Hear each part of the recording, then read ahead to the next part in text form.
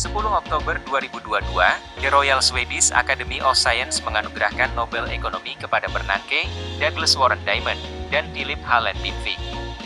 Komite Nobel mengatakan ketiga pemenang telah meningkatkan pemahaman mengenai peran BAN dalam perekonomian, terutama selama krisis keuangan, serta bagaimana mengatur pasar keuangan. Penghargaan tersebut sebagian besar diberikan kepada salah satu makalah penting, BAN Runs, Deposit Insurance, and Liquidity karya Diamond dan Dybvig tahun 1983. Diamond dan Dybvig dipuji atas penelitian mereka yang mengidentifikasi kerentanan BAN terhadap potensi kejatuhan dan bagaimana pemerintah dapat mencegahnya. Dalam BAN Runs, Deposit Insurance, and Liquidity yang diterbitkan dalam Journal of Political Economy pada tahun 1984, Diamond dan Dybvig berfokus pada peran BAN dalam menyediakan likuiditas dan memungkinkan transformasi jatuh tempo antara pemberi pinjaman dan peminjam. Douglas Warren Diamond, lahir tahun 1953, PhD, tahun 1980 dari Yale University. Philip Hallen Dybvig, lahir tahun 1955, PhD, tahun 1979 dari Yale University, New Haven, AS.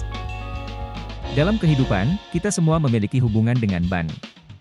Pendapatan rutin kita disimpan di rekening BAN dan kita menggunakan alat pembayaran BAN, seperti aplikasi mobile banking atau kartu BAN, saat kita berbelanja di supermarket atau membayar tagihan restoran. Pada suatu saat dalam hidup kita, banyak dari kita perlu mengambil pinjaman BAN dalam jumlah besar, misalnya untuk membeli rumah atau apartemen. Hal yang sama juga berlaku bagi dunia usaha, mereka harus mampu melakukan dan menerima pembayaran serta membiayai investasi mereka. Dalam kebanyakan kasus, layanan ini juga disediakan melalui BAN. Masyarakat menganggap layanan BAN berfungsi sebagaimana mestinya, mungkin dengan pengecualian masalah teknis. Namun terkadang, seluruh atau sebagian sistem perbankan gagal dan menimbulkan krisis keuangan. Bank-bank bangkrut, pinjaman menjadi lebih mahal atau tidak dapat dilakukan, harga properti dan aset lainnya anjlok. Jika perkembangan ini tidak dihentikan, perekonomian secara keseluruhan akan mengalami spiral penurunan, pengangguran, dan kebangkrutan yang meningkat pesat. Salah satu keruntuhan ekonomi terbesar dalam sejarah adalah krisis keuangan. Diamond dan Dybvig mengembangkan model teoritis yang menjelaskan mengapa BAN ada, bagaimana peran mereka dalam masyarakat yang membuat mereka rentan terhadap rumor tentang keruntuhan BAN yang akan datang, dan bagaimana masyarakat dapat mengurangi kerentanan ini. Model tersebut menunjukkan bagaimana kebutuhan likuiditas penabung, yang menginginkan uang tunai, bertentangan dengan kebutuhan peminjam, yang lebih memilih pinjaman dengan jangka waktu panjang. Hal ini merupakan ketegangan mendasar bagi BAN, yang mencoba menyalurkan tabungan ke dalam investasi, yaitu pinjaman. Dalam keadaan normal, hal ini berjalan dengan baik, di mana BAN dapat meminjamkan uang kepada peminjam, memberikan mereka jangka waktu yang panjang untuk membayar kembali pinjaman tersebut, dan hanya menyimpan sebagian kecil uang tunai untuk kebutuhan likuiditas jangka pendek nasabahnya. Namun, jika semua deposan mencoba menarik tabungan mereka pada saat yang sama, seperti yang mereka lakukan saat BAN Run, BAN tidak akan mampu memenuhi semua permintaan dan akan segera bangkrut.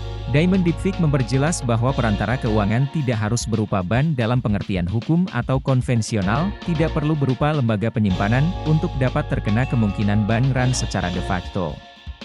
Setiap pelaku keuangan yang memiliki kewajiban likuid tetapi aset tidak likuid berada dalam posisi menjalankan fungsi ekonomi yang berguna namun menimbulkan risiko kepanikan yang terjadi dengan sendirinya. Diamond Dybvig memperjelas bahwa alasan BAN Run merusak perekonomian, seperti dugaan banyak orang, bukanlah karena BAN tersebut mengurangi pengganda uang dan dengan demikian mengurangi jumlah uang beredar. Faktanya, model Diamond Dybvig tidak secara eksplisit bersifat moneter sama sekali. BAN Run yang diperkenalkan oleh Diamond berteori bahwa asuransi simpanan dapat meredakan kepanikan dan mengurangi kemungkinan terjadinya BAN Run. Teori ini berusaha untuk menunjukkan bahwa ketidaksesuaian antara aset dan liabilitas serta permasalahan likuiditas dapat membuat BAN rentan terhadap kerugian. Di mana sebagian besar aset BAN didanai oleh pinjaman atau aset dari nasabah. Di lain sisi, nasabah memiliki hak untuk menarik dananya kapan saja sementara di saat yang bersamaan BAN memberikan pinjaman kepada pihak lain yang di mana kondisinya tidak likuid yang tidak dapat ditarik kembali kapan saja, sehingga BAN harus berhati-hati. Dalam model yang diperkenalkan oleh Diamond, kita akan memperoleh 3 periode dalam model ini yang berkaitan dengan investasi. Awalnya, kami menginvestasikan 1 unit hingga membiarkan investasi tersebut sampai jatuh tempo yang membutuhkan waktu hingga T2, dengan harapan akan mendapatkan imbal hasil yang lebih tinggi. Tetapi di dunia nyata, ada kejadian tak terduga yang memungkinkan nasabah akan menarik dananya pada periode T1. Sebagai contoh, pada grafik dijelaskan ada nasabah 1 dan nasabah 2. Jika nasabah menginginkan uang pada periode pertama, maka bank akan memberikan dana C1. Demikian pula dengan C2. Untuk mengatasi hal ini, bank mau tidak mau harus menghentikan beberapa investasi besar untuk memenuhi permintaan penarikan. Dengan demikian, berdasarkan rumus yang kami uraikan, titik yang harus dapat dicapai oleh bank sehingga dapat memberikan kepuasan yang sama baik pada C1 maupun C2 seperti pada gambar.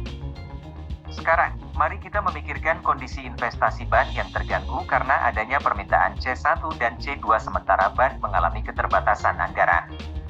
Sehingga gamma yang harus dipenuhi dengan menguangkan suatu proyek investasi. Sedangkan pada C2 maka 1 dikurangi pecahan gamma dari deposan. Pada kondisi ini, bank dapat mengubah sedikit dinamika dengan mengumpulkan sumber daya dari kombinasi C1 dan C2. Jika saya menetapkan A sama dengan 1, maka C1 sama dengan 1 dibagi gamma. Jika saya menetapkan A sama dengan 0, maka C2 sama dengan R dibagi 1 dikurangi gamma. Maksud dari poin tersebut adalah, jika bank membuat kontrak deposito yang memberatkan nasabah dan menjanjikan periode pertama melebihi gamma dan tidak menjanjikan apapun kepada pelanggan pada periode kedua, tentu ini akan menjadi masalah. Lalu, andaikan bank membuat tandingan mengenai proyek investasi jika dapat dicairkan pada periode pertama untuk memenuhi kebutuhan C1, maka yang bisa dikembalikan hanyalah untuk C1. Satu-satunya cara untuk mengatasi hal ini adalah dengan mengambil sebagian sumber daya dari orang-orang di periode berikutnya dan mentransfer kepada orang-orang yang membutuhkan tunai pada periode pertama. Teori Diamond dan Dybvig dari uraian di atas menunjukkan bahwa bank run mungkin merupakan ramalan yang terwujud dengan sendirinya. Artinya, jika cukup banyak deposan yang mencoba mendapatkan kembali dananya sekaligus, maka semua deposan akan melakukan hal yang sama demi kepentingan terbaiknya, meskipun semakin banyak deposan yang mencoba mendapatkan uangnya kembali, semakin besar kemungkinan bank mengalami kegagalan.